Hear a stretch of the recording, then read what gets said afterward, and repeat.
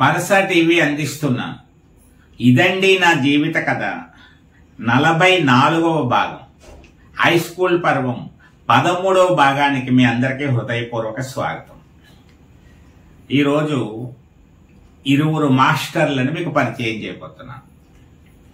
ఒక్కో భాగంలో వరుసగా వస్తున్నాను. హై స్కూల్లో స్నేహితులు, ఉపాధ్యాయులు. అందులో భాగంగా ఈరోజు హాబీ మాస్టారు ఆయన పేరు తర్వాత కాలంలో తెలిసింది, హై స్కూల్ నుంచి వచ్చేసిన తర్వాత. అప్పుడైతే పేరైతే తెలియదు. సాల్మన్ రాజు గారు ఆయన పేరు. అందరూ అనే మాట అంటే హాబీ మాస్టర్ అంతే. కొంచెం పొట్టిగా ఉండేవారు, పంచి కడుతూ వచ్చేవారు ఆయన. హాబీకి ఒక క్లాస్ రూములు తర్వాత ఒక షెడ్లా ఉండేది, కొంచెం ఓపెన్ గా ఉంటుంది. అక్కడ విరిగిపోయిన బెంచీలు అవన్నీ వేస్తూ ఉంటారు. అక్కడ క్లాస్ ఏర్పాటు చేసేవారు. డ్రాయింగ్ తీసుకున్నటువంటి వాళ్ళకి హాబీ ఉండదు. ఇక్కడ హాబీ అంటే ఇప్పుడు తర్వాత క్రాఫ్ట్ అని మార్చారు, క్రాఫ్ట్ పీరియడ్ అని. మేము ఇప్పుడు హాబీ పీరియడ్ అని పెట్టేవారు. హాబీ మాస్టర్ ఆయన పేరు కూడా, క్రాఫ్ట్ టీచర్ కాదు. డ్రాయింగ్ తీసుకున్నటువంటి వాళ్ళకేమో డ్రాయింగ్ లో ఉండిపోతారు. మిగిలిన వాళ్ళందరూ హాబీ పీరియడ్కి వచ్చేస్తారు. హాబీ పీరియడ్లో ఏమిటయా అంటే చాలా వరకు సాధారణంగా ఏదో చిన్న చిన్న గ్రౌండ్ పని ఉంటుంది. గార్డెన్ వర్క్, కాస్త పెరిగిపోయిన గడ్డి అవి పీకడం, కొన్ని ఏవైనా చెత్త మొక్కలు అవి ఉంటే, పిచ్చి మొక్కలు అవి అంటూ ఉంటారు కదా, వాటిని పీకడం, ఇలాంటి పని పురమాయించేవారు. లేకపోతే ఒక క్లాసులో అలా కూర్చోబెట్టి, అది మధ్యాహ్నం టైం కానీ లేకపోతే కొంచెం ఎండ టైం అనుకుంటే క్లాసులో కూర్చోబెట్టి ఏదో చెప్పేవారు, కాలక్షేపం. ఆయన దగ్గర ఒక పెద్ద బెత్తం ఉండేది. హై స్కూల్ టీచర్స్ లో ఎక్కువగా బెత్తం ఉపయోగించినటువంటి వాళ్ళలో ఆయన ఎక్కువ. చాలా తక్కువ మందే బెత్తం ఉపయోగించారు. ఆయన బెత్తంతో దూరం నుంచే, ఆ పెద్ద బెత్తం కాబట్టి పడిపోతుంది. ఎవరి మీద పడుతుందో తెలియదు, ఎప్పుడు పడుతుందో తెలియదు, ఎందుకు పడుతుందో తెలియదు. అది ఆయన దగ్గర ఉన్న పద్ధతి. అంతవరకు ప్రశాంతంగా కనపడినట్టుగా ఉంటారు. ఒక్కోసారి టక్కుమని బెత్తం దెబ్బ పడిపోతుంది. అందువల్ల అది కాసుకుంటూ ఉండాలి, అలా పడకుండా చూసుకుంటూ ఉండాలి. క్లాసులో ఆయన జీవిత అనుభవాలు చెప్తూ ఉండేవారు. అప్పుడు అలా జరిగింది, ఇలా జరిగింది, నేను ఆ స్కూల్లో పనిచేస్తున్నప్పుడు ఇలా జరిగింది, ఇవన్నీ కూడా చెప్తూ ఉండేవారు. మొత్తం మీద సరదాగానే గడిచిపోయేది. ఆయన వల్ల పెద్ద ఇబ్బందే ఉండేది కాదు. స్కూల్ స్టైల్ చిన్న చిన్న దెబ్బలు అప్పుడప్పుడు ఏదైనా సహజమే. కానీ ఆ క్లాస్ ఎప్పుడు వస్తుందా అని ఎదురు చూసేవాళ్ళం అందరం కూడా. ఎందుకంటే కాస్త ఫ్రీగా బయట తిరగచ్చు, కాసేపు గ్రౌండ్లో ఏదో పని చేస్తున్నట్టు యాక్షన్ వర్క్ ఉంటుంది, పెద్ద పనే ఉండదు, ఒక గంట రిలాక్సేషన్గా ఉంటుంది. మాట్లాడడం ఎక్కువై సౌండ్ వచ్చినప్పుడు మాత్రం ఆయన ఒక దెబ్బ వేసేసేవాడు అన్నమాట. అందువల్ల అదొకటి చూసుకోవాల్సి వచ్చేది. సరదాగా మేమందరం డ్రాయింగ్ అంటే పెద్ద డ్రాయింగ్ రాదు కాబట్టి హాబీలోకి వెళ్ళిపోయాం. ఆడపిల్లలందరికీ ఖచ్చితంగా మాత్రం డ్రాయింగ్, మగపిల్లలకు మాత్రమే హాబీ క్లాసు, క్రాఫ్ట్ క్లాసు. ఆడపిల్లలు వచ్చినా రాపోయినా ఏమైనా డ్రాయింగ్ క్లాసులో ఉండాలి, అదొకటి ఉండేది. సరే, హాబీ మాస్టర్ మాత్రం చాలా సరదాగా ఉండేవారు. కొన్ని కొన్ని కథలు లాంటివి చెప్పేవారు, ఆయన జీవితానుభవాలు చెప్తూ ఉండేవారు. ఆయనది ఒక స్టైల్. ఆయన కూడా బాగా గుర్తుండిపోయిన మాస్టర్లో ఒక ఆయన. ఇంకా మరొక మాస్టరు డ్రిల్ మాస్టర్. ఈయన పేరు కూడా పూర్తిగా ఎవరికి తెలీదు. డ్రిల్ మాస్టర్ అనే తెలుసు. తర్వాత రెడ్డి గారు అని పిలిచేవారు ఎక్కువగా. తర్వాత కాలంలో తెలిసింది. అందరికీ డ్రిల్ మాస్టర్ అంటేనే తెలుస్తుంది. మాకెంతగా బాగా గుర్తుండిపోయారంటే ఆయన 8th, 9th, 10th ఆయనే. ఇంకా ఎప్పుడు డ్రిల్ మాస్టర్ అనే పేరు వినపడినా సరే తర్వాత రోజుల్లో ఏ స్కూల్లో డ్రిల్ మాస్టర్ గురించి చర్చ వచ్చి డ్రిల్ మాస్టర్ అనగానే ముందు ఈయన గుర్తుకొస్తారు. అంత బాగా గుర్తుండిపోయారు ఆయన. ఒక విజిల్ ఒకటి ఉండేది. ఆ విజిల్ వేసేవారు. చాలా మంచి ఆజానుబాహుడు అన్నట్టుగా మంచి పర్సనాలిటీ తోటి ఉండేవాడు ఆయన. మనిషి చాలా మంచి వ్యక్తి. ఆయన సహాయకారిగానే ఉండేవారు. స్టూడెంట్స్ కి అభిమానాన్ని పొందే విధంగానే ఆయన ప్రవర్తన ఉండేది. ఆడుకుందుకు కాస్త వాలీబాల్స్, స్కిప్పింగ్ తాళ్లు, రింగులు ఉంటే 1-2 క్యారమ్స్ బోర్డులు ఇవే ఉంటాయి అంతే. ఎక్కువ ఆడపిల్లలకి బాల్ అది ఇచ్చేవారు, త్రో బాల్ అదిను. మగ పిల్లలకు వాలీబాల్ ఇచ్చేవారు. స్కిప్పింగ్ తాళ్ళు అవి వాళ్ళకి ఇచ్చేవారు. డ్రిల్ పీరియడ్ కూడా అప్పుడప్పుడు వారంలో 2 రోజులు ఉండేది. అప్పుడు కూడా కాస్త గ్రౌండ్లోకి వచ్చేసి ఏదో సరదాగా కూర్చోవడం, ఆడే వాళ్ళని చూడటం ఇలా ఉండేది. ఆడపిల్లలందరికీ త్రోబాల్ ఆడించేవారు. వాళ్ళు కాసేపు సరదాగా ఆడుకునేవారు. కోఆట ఒకటి ఎక్కువ ఆడేవారు ఆడపిల్లలు ఆ రోజుల్లో. కోఆట, త్రోబాల్. మగవాళ్ళు వచ్చేటప్పటికి ఆడితే వాలీబాల్ ఆడాలి, లేకపోతే కబడ్డీ ఆడుకోవాలి. ఈ 2. కాబట్టి అంత ఎక్కువగా హై స్కూల్లో ఆడిన సంఘటనలు చాలా తక్కువ. కబడ్డీ లాంటివి ఆడడానికి సుకుమారమైనటువంటి శరీరాలతో ఉండేవాళ్ళం కాబట్టి ఆ కింద మీద పడి లాక్కోవడం, వాళ్ళు గుక్క పెట్టకండి కబడ్డీ కబడ్డీ కబడ్డీ అంటుంటే 4 మీద పడిపోవడం, ఇలాంటివన్నీ మనకి సూట్ అయ్యే పని కాదు అని చెప్పేసి అలాంటి ఆటలకు మొదటి నుంచి దూరంగానే ఉన్నాం. ఏదో కాస్త ఆడితే వాలీబాల్ మాత్రం, బ్యాడ్మింటన్ అలాంటి ఆటలు ఉండేవి తప్ప కబడ్డీ ఆట చాలా తక్కువగానే ఉండేది. ఆ రోజుల్లో ఇంకొక ఆట ఉండేది. దాని పేరు మరి తర్వాత జంపింగులు, కుక్క దూకుళ్ళు అనేటువంటి ఒక మాట అనేవారు.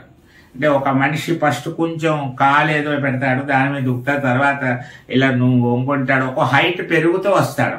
ఆ ప్రతివాడు వచ్చి దూరం నుంచి వచ్చి ఇలా నొక్కి వాడి మించి దూకే అవతలకి వెళ్ళాలి. ఒక స్టేజ్ తర్వాత దూకలేకపోతే వాడు అవుట్ అయినట్టు. వాడు మళ్ళీ అక్కడ నుంచి ఉంటాడు, మిగతా వాళ్ళందరూ వాడి మించి దూకుతారు. అది స్టెప్స్ ఉన్నాయి, వరుస వరుస వరుస వరుస హైట్ పెరుగుతూ వస్తే. అలాంటి ఆట ఒకటి ఎక్కువ ఆడేవారు హై స్కూల్లో. అది డ్రిల్ మాస్టర్ మాత్రం చాలా బాగా గుర్తుండిపోయారు ఆయన కూడాను. ఏదైనా ప్రైజెస్ అవి వచ్చినప్పుడు, స్కూల్కి ఛాంపియన్షిప్లు అవి వచ్చినప్పుడు దక్షిణామూర్తి గారి హెడ్ మాస్టరు ఒక గొప్ప సిస్టమ్ ఏం చేశారంటే, ఇది ఊరి వాళ్ళందరికీ కూడా తెలియాలి, ఏదో మాట చెప్పుకోవడం కాదు, ఈ స్కూల్ వాళ్ళు ఇలా వచ్చారని ఘనత తెలియాలి అని చెప్పేసి ఆయన ఏం చేశారంటే ఊర్లో ఒక్కొక్క ప్రదర్శనగా ఆ తెచ్చిన షీల్డ్ ఇవన్నీ పట్టుకొని ఒక 2-3 వీధులు 4 వీధులు తిప్పించేవారు. అప్పుడు వెళ్ళి వాళ్ళం సరదాగా. ఆ విధంగా డ్రిల్ మాస్టర్ ఆధ్వర్యంలో ఇలాంటివి నడిచేవి. ఆగస్టు 15 ఇలాంటివి వచ్చినప్పుడు ఆయన విజిల్ వేయడం, లైన్లో ఫామ్ చేయడం, ఇలాంటివన్నీ చూస్తూ ఉండేవారు. ఎప్పుడైనా రెగ్యులర్ టీచర్లు సెలవు పెట్టినప్పుడు మాత్రం అప్పుడప్పుడు డ్రిల్ మాస్టారు, ఆబీ మాస్టారు ఎక్స్ట్రాగా వచ్చి కాసేపు కూర్చునేవారు క్లాసులో. ఏమనేవారు కాదు, ఏదో వర్క్ చేసుకుంటూ ఉండడం, ఆ పీరియడ్ గడపడం కోసం అలా ఉండేది. ఇది వీరిద్దరి గురించి పరిచయం. మరి ఫ్రెండ్స్ని పరిచయం చేస్తున్నాను కదా మీకు. ఆ ఫ్రెండ్స్ని పరిచయం చేసే కార్యక్రమంలో ఈరోజు ధన్వంతరి అనేటువంటి ఒక ఫ్రెండ్ని పరిచయం చేస్తున్నాను. గోవర్ధనం ధన్వంతరి, ఇంకా పేరు ఉంటుంది, సాధారణంగా మేము ధన్వంతరి అని పిలిచేవాళ్ళం. అయితే 8th క్లాస్ నుంచి ఫ్రెండ్.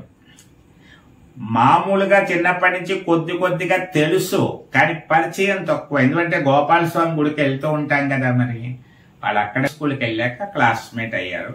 క్లాస్మేట్ అయ్యాక ఆ ఫ్రెండ్షిప్ ఇప్పటికీ అలా కొనసాగుతోంది. ధన్వంతరి ఆ రోజుల్లో హై స్కూల్లో పాట బ్రహ్మాండంగా, ఒక పాట శివరంజని పాట ఒకటి బ్రహ్మాండంగా పాడేవాడు. శివరంజని నవరాగిణి అంటూ ఆ రోజు రంజని నవరాగిణి వినినంతనే నా తనువులోని అణువణువు కరిగించే అమృతవాహిని ఆ శివరంజని నవరాగిణి ఆ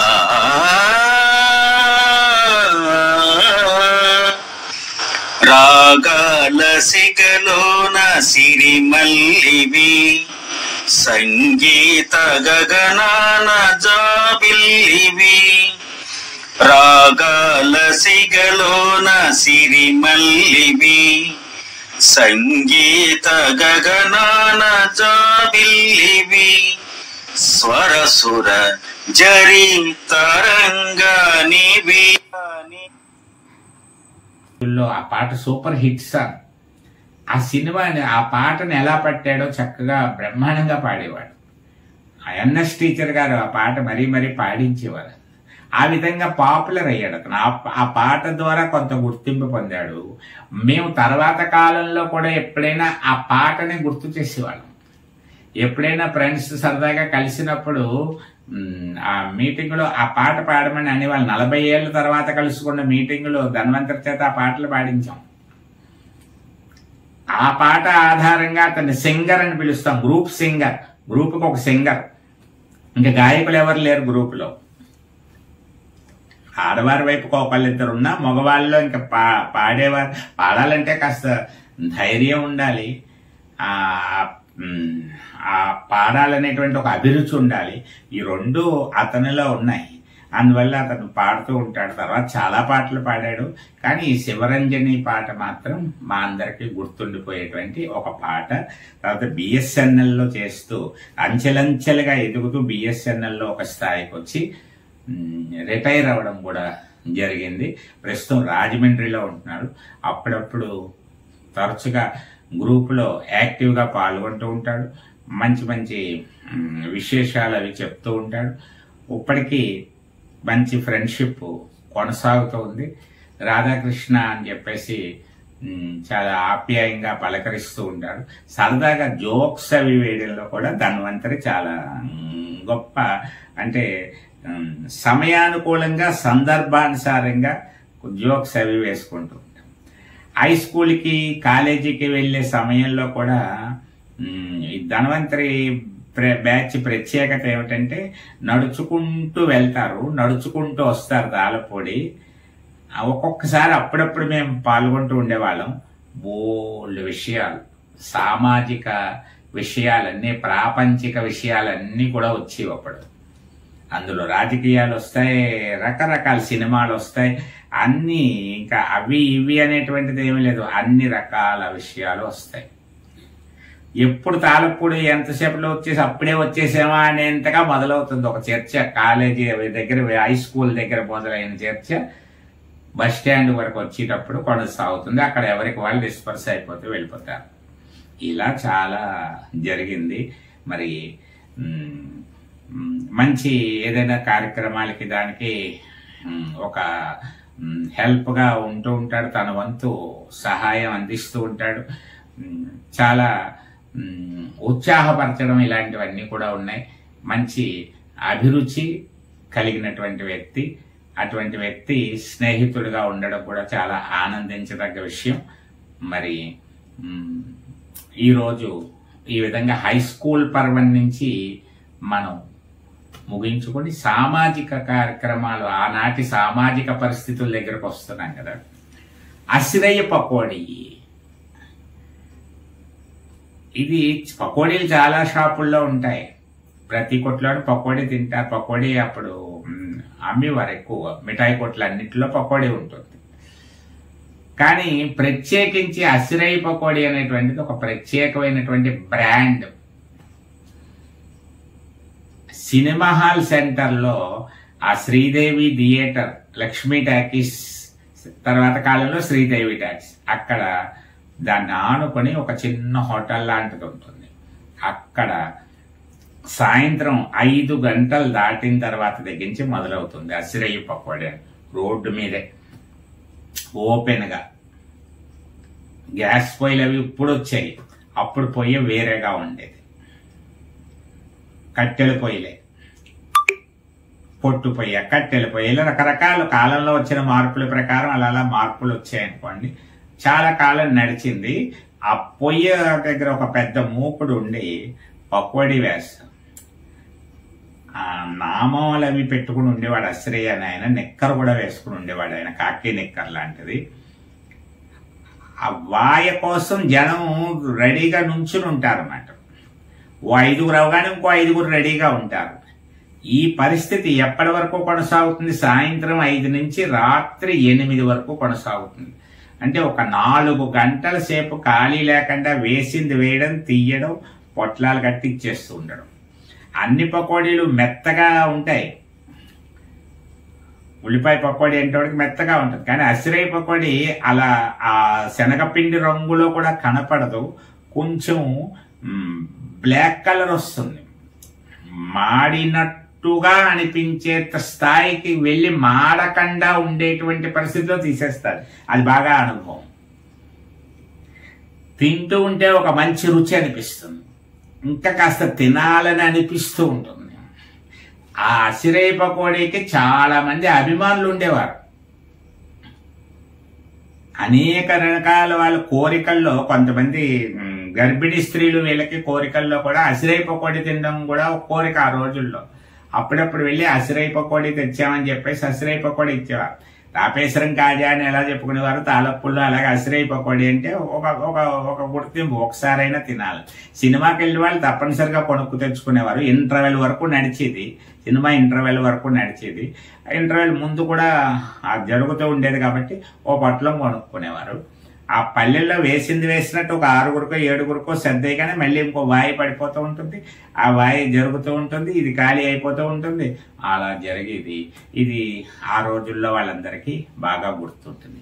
ఇంకా మరి కథ అంటూ, జీవిత కథ అన్నప్పుడు ఆ సంఘటనలు చెప్పుకుంటూ, వాతావరణం చెప్పుకుంటూ, మరి నేను ఎలాగ పరిణితి చెందుతూ వస్తున్నాను అనేటువంటి దాన్ని కూడా మీకు వివరించాలి కదా. మరి అంటే చాలా భాగాలు జరుగుతాయి, అన్నీ వివరిస్తాను. అది కూడా కొద్దిగా కలుపుతూ వస్తే ముఖ్యంగా హ్యాండ్ రైటింగ్ గురించి రోజు చెప్పాలి. హ్యాండ్ రైటింగ్ అనేటువంటిది మనిషి యొక్క జీవితాన్ని మలుపు తిప్పుతుంది అంటారు. ఒక రకమైన కాన్ఫిడెన్స్ని పెంచుతుంది. మా నాన్నగారు చాలా బ్రహ్మాండంగా రాస్తారు, హ్యాండ్ రైటింగ్ చాలా సూపర్ అని మెచ్చుకుంటారు చుట్టుపక్కల. ఇప్పటికి కూడా ఎవరికైనా వెళ్ళినప్పుడు ఏమి దస్తూరి అండి మీ నాన్నగారిది, దస్తావేజ్ ఇలా మొదలు పెట్టామంటే చంటి పిల్లలకు కూడా, అంటే చిన్న పిల్లలకు కూడా అర్థమైపోతుందండి, చక్కగా చదివేస్తారండి అని. బ్యాంకు మేనేజర్లు ఇలాంటి వాళ్ళందరూ కూడా లోన్స్ అవి ఇవ్వాల్సి వచ్చినప్పుడు గొలుసు కట్టుగా రాసిన దస్తావేజ్ చదవలేక ఇబ్బంది పడేవారు. ఇది వస్తే మాత్రం ఎవరండి రాసింది అని క్లియర్గా ఎంత బాగుంది అనేవారు. అలా రాసేవారు. మరి ఎందుకో మా వాళ్ళందరూ బాగానే రాస్తారు, కానీ నా దగ్గరకు వచ్చేటప్పటికి మా అన్నయ్యలు అక్కలు అందరు రైటింగ్ బాగానే ఉంటుంది, నా దగ్గరకు వచ్చేటప్పటికి రైటింగ్లో కొద్దిగా ఒక సమస్య వచ్చింది. నిజానికి అది సమస్య కాదు, సమస్య కింద నేను భావించడం వల్ల ఆ సమస్య పెరిగింది. అక్షరాలు పడుకున్నట్టుగా ఉండేవి, ఓ పక్కకి వాలిపోతున్నట్టుగా కనపడుతూ ఉంటుంది. బాగోలేదేమో అనిపించే భావన మనసులో పడిపోయింది. అందువల్ల రాయడం తక్కువగా చూసే ప్రయత్నం చేసేవాడిని. తప్పనిసరి అయినటువంటి నోట్సులు ఇవన్నీ. మళ్ళీ అక్షరాలు స్పష్టంగా కనిపిస్తాయి, చదువు ఎవరైనా చదువుకోవడానికి వీలుగా ఉంటుంది, గందరగోళంగా ఉండదు, కానీ ఓ పక్కకు అలా వాలిపోయినట్టు ఉంటుంది. అందరూ అడిగారు, ఇలాంటి ఓ పక్కకు అలా పడుకోబెట్టేస్తావేటి అక్షరాలను అని. అసలు పడుకోబెట్టట్టు తెలియదు, నిలబెట్టడం అంటే ఏమిటో తెలీదు. పడుకోబెట్టినట్టు నాకేమో తెలుస్తుంది, అక్షరాలను ఎలా పడుకోబెడతాను, కానీ పడుకున్నట్టుగా అయిపోయింది. ఆ మాటని పదే పదే అనడం వల్ల ఆ ఫోబియా, అంటే ఒక రైటింగ్ బాగోదు అనేటువంటి ఒక భావన పడిపోయి, రైటింగ్ లేని పనులు ఏవైనా ఉంటే తగ్గించే కార్యక్రమం వైపు మొగ్గు చూపడం మనసు మొదలెట్టింది. ఒక బలహీనత ఉన్నప్పుడు దాని వైపు వెళ్ళకుండా, ఆ అవసరం లేకుండా ఉండేలా చూసే ప్రయత్నం చేస్తాడు మానవుడు. అదే ప్రయత్నం జరిగింది. దానివల్ల ఏమైందంటే చొరవగా కొన్ని చోట్లకి ఎక్కడికైనా వెళ్తే ఏదైనా రాయవలసి వస్తే డ్రాఫ్టింగ్లు అవి ఆఫీసుల్లో పనులు ఇవి చేయవలసి వస్తే ఇది తేడాగా ఉంది అనుకుంటారు, దానికి నేను సూట్ అవనేమో అనేటువంటి భావనతోటి కొంత అభివృద్ధి వైపు కొత్త మార్గాల వైపు అన్వేషణ వైపు వెళ్ళకుండా ఉండడానికి తెలియకుండా ఒక గోడ లాంటిది కట్టుకున్నట్టు అయిపోయింది. ఇది చాలా కాలం వెంటాడింది. కేవలం పరీక్షల్లో రాయడానికి మాత్రమే తప్ప ఎవరికైనా ఏదైనా రాయడానికి కొంచెం ఒక ఫీలింగ్ అడ్డొస్తూ ఉంటుంది. కానీ తర్వాత క్రమంలో మరి ఇప్పుడు బాగానే ఉంటుంది, అందరికీ అర్థమవుతుంది, బాగానే ఇంప్రూవ్ అయింది, అంతా బాగానే ఉంది. కానీ జరగవలసినటువంటి డ్యామేజ్ అంతా జరిగిపోయింది. అది కొంత ప్రగతిని అడ్డుకుంది. దానివల్ల జరిగిన పరిణామాలు ఎలా ఏర్పడ్డాయి, ఎన్ని అవకాశాలు మిస్ అయిపోయాయి అనేటువంటివి కూడా మీకు మరి ముందు భాగాల్లో వివరిస్తాను. మరి చూడగానే ఒక లైక్ చేయండి. ఒక సామాజిక 40 ఏళ్ల వెనక్కి వెళ్ళి 1970-80 మధ్యలో ఉండేటువంటి ఆ రోజులన్నింటినీ మీకు చూపించే ప్రయత్నం చేస్తున్నాం. మరి ఇట్లాంటి దానికి ఒక ప్రోత్సాహం కావాలి కదా, నిరుత్సాహంగా కలగకుండా. నేను ఒక 100 మందికి ఇది చేరుతుంది అనుకున్నాను. ఆ 100 మంది మాత్రం అభిమానులు అలా చూస్తూ ఉన్నారు. ఉండడం చాలా మంది చుట్టాలు స్నేహితులు చాలా మంది ఉన్నారు. కానీ అందరినీ చూడాలని మనం ఏమీ ఇబ్బంది పెట్టలేం కదా. చూసి వాళ్ళు చూస్తున్నారు, కామెంట్ చేసి వాళ్ళు చేస్తున్నారు. మీరు కూడా ప్రోత్సహిస్తూ ముందుకు నడిపించమని, తర్వాత కాలంలో దీన్ని తప్పనిసరిగా చూస్తారు. అలా ఉండేలాగా ఇంకా ముందు భాగాల్లో ఇంకా చాలా మార్పుల గురించి అన్వేషిస్తాను. మంచి మార్పులతోటే రావడానికి ప్రయత్నం చేస్తాను. తప్పనిసరిగా వస్తాను. మీ యొక్క సహాయ సహకారాలు ఆకాంక్షిస్తూ రేపటి రోజు మరొక అంశంలో మళ్ళీ ఇక్కడే కలుసుకుందాం. సరే.